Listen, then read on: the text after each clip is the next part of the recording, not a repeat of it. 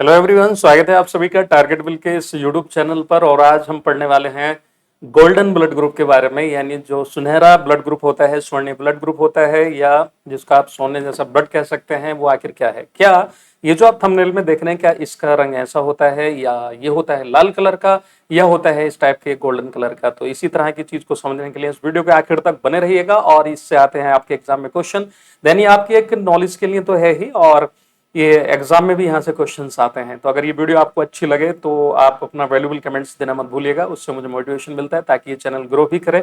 और वीडियो को share, subscribe, like ये सब करना हरगिज ना भूलें। तो चलिए शुरू करते हैं आज का ये गोल्डन ब्लड ग्रुप। तो गोल्डन या सुनहरा रक्त जो है, सुनहरा रक्त इसको कहा जाता है। आखिर ऐसा क्यों, क्या ये होता है?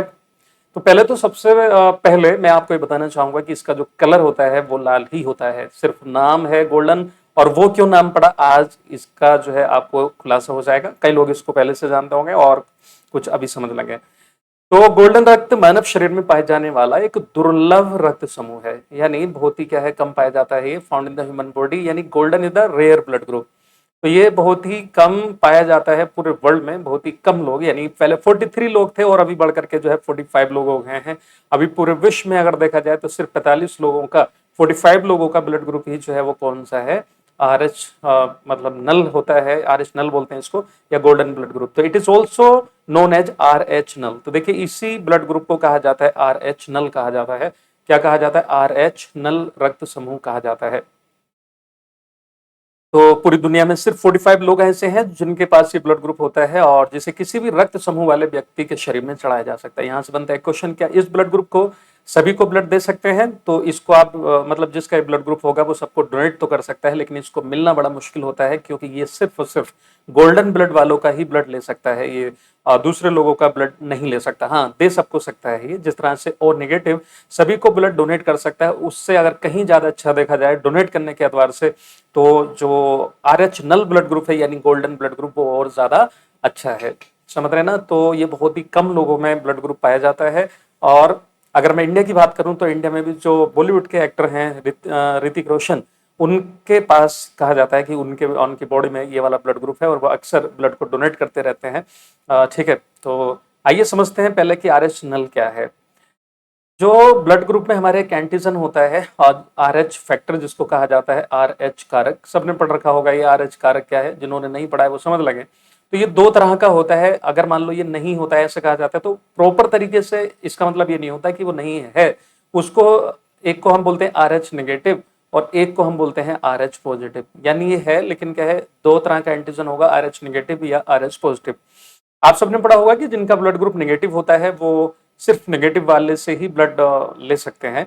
लेकिन अगर डोनेट करने की बात आ जाए तो अगर ब्लड ग्रुप मैच करता है, एंटीजन एंटीबॉडी मैच करती हैं, उसके बाद में तीसरा जो हमारा आर एच फैक्टर होता है, आर एच, अगर वो भी मैच कर जाता है तो नेगेटिव वाला नेगेटिव को दे सकता है और पॉजिटिव को भी दे सकता है।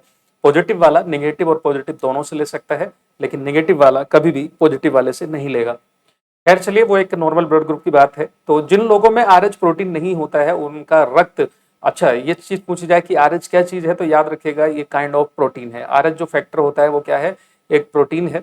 एक यहाँ से भी एक क्वेश्चन बन गया आपका। और इसी को जो है आर एच नल को ही क्या है, हम बोलते हैं गोल्डन ब्लड ग्रुप कहा जाता है। और इस तरह का अगर ब्लड देखा जाए तो उन्हीं लोगों से सिर्फ ब्लड ले सकता है जो आर एच नल वाला है, जिनमें ये एक भी फैक्टर नहीं होगा, उसको आर एच नल के नाम से जानते हैं। यानी उसमें कोई सभी फैक्टर नहीं होता, ना ही आर एच निगेटिव और ना ही आर एच पॉजिटिव। तो ये सबको ब्लड दे तो सकता है, लेकिन ये ले नहीं सकता।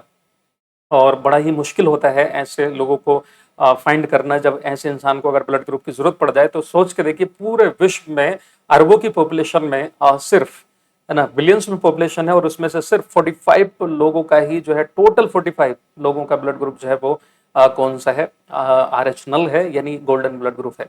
अब हम समझेंगे कि इसका ब्लड ग्रुप मतलब इसको क्यों कहा गया ऐसा, तो समझेंगे। अभी तक जितने लोग हैं, जो 45 लोग हैं, उनमें से सिर्फ 9 लोग ही ऐसे हैं जो इस बात के लिए राजी हैं कि वो अपना ब्लड दान कर सकते हैं।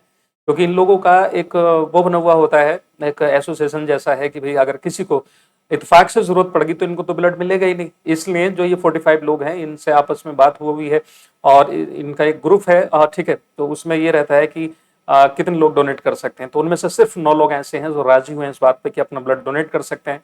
जो बाकी लोग हैं वो क्यों नहीं कर रहे हैं? वो इसलिए हैं क्योंकि कुछ में बहुत से और कुछ डेफिशिएंसी डिसीजेस होती हैं, कुछ बीमारियां भी लग जाती हैं, जिस वजह से वो इस हालात में नहीं होते कि वो ब्लड को डोनेट कर सकें। तो जो ऋतिक क्वेश्चन है वो अक्सर करते रहते हैं।